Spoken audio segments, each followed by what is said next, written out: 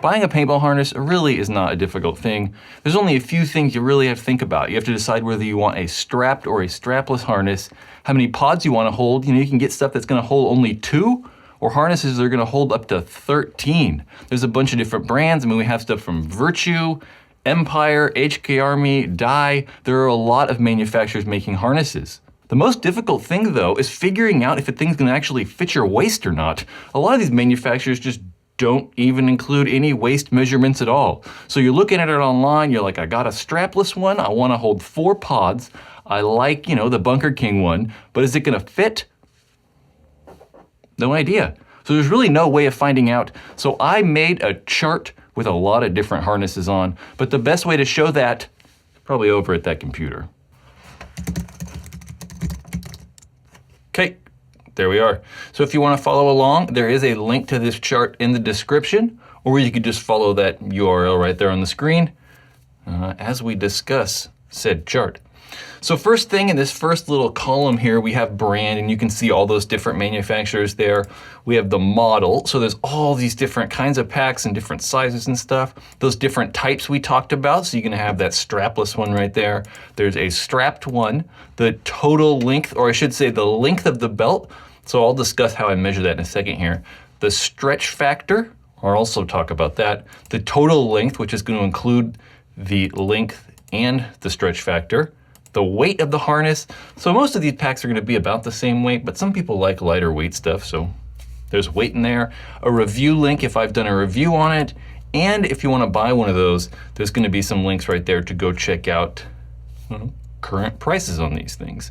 So I think obviously some of these categories are obvious, like the brand, that model, the type, but the length, the stretch factor are 2 things that are a little bit unique to this chart that I kind of invented to make this a little bit easier.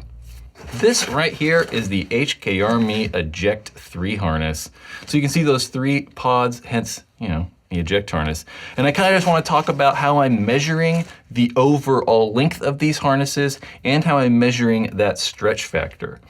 So when I measure the overall length, it's kind of pretty obvious. I'm just measuring the overall belt length. So we're starting at that corner, and just working our way down and just measuring the overall length. And for this HK Army Eject 3 specifically, that belt length was 47.5 inches. But to measure the stretch factor, I am stretching one side of the belt. So I'm not stretching both of these pieces together. I don't know, it just kind of makes it a little bit more difficult because some of the packs have 2 layers here, or 1 layer, or 3 layers. So I think it's a little bit easier just to kind of stretch that main portion and see how much that main portion stretches to see how much stretch factor it has. So the easiest way to do that, for myself anyway, is just kind of put a point and then stretch the harness and see what happens, right? So we'll just stay right there, and then I pull it out.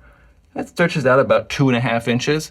I do have my tape measure there, but it's a little bit hard trying to film this and hold it. And before I was like marking it on a piece of paper and pulling it and stuff like that to get an actual length.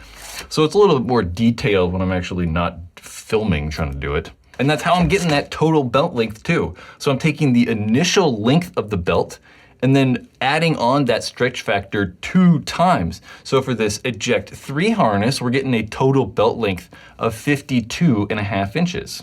When you're measuring your waist, really kind of like think about where you're gonna wear your harness and kind of where you're wearing pants too. So for myself, because I'm like the same size all the way down, I can kind of wear my pack, way up here if I want, or like, right on my waist. But some are guys, there's some guys, you got a big gut, so it's just kind of hard to wear your pack straight across your stomach like that. So definitely measure where you're wearing your belt at or where you're wearing pants at. It might be kind of weird, thinking about letting your pack sit underneath your gut and letting your, stomach kind of go over that harness or that belt, but it's definitely better. So measure your like a belt area, not so much like your stomach mass area. And then you can see by this chart that 52.5 is actually one of the more short harnesses. So I kind of color coded these. So for that total length, you're going to see the darker blue stuff is going to be the longer harnesses. So you can see that the die packs, like I've always said, have been really long. Those HK Army 0G harnesses, the previous ones, the old ones from years ago, actually have a really long belt as well.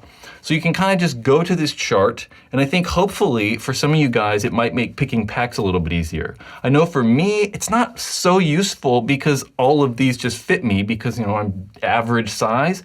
But if you're larger or very skinny, being able to know the exact belt lengths, I don't know, I just think makes a little bit of sense. So you could kind of determine what's going to fit you a little better. By no means is this like a comprehensive list of all the harnesses out there, right? I mean, we got stuff from Carbon and Valken. I don't know, there's lots of other manufacturers that are making packs, right? They just aren't on this list. But as I get them and able to like interact with them, I'm able to weigh them and stretch them out, I'll continually kind of update down to this list. So next time you're buying a harness and you're curious about like belt length and wondering if it's gonna fit, remember this chart. And it's always gonna be available at pbrml.com/belt length. That'll always forward to the correct chart for belt lengths. So remember, yep. Thanks, guys.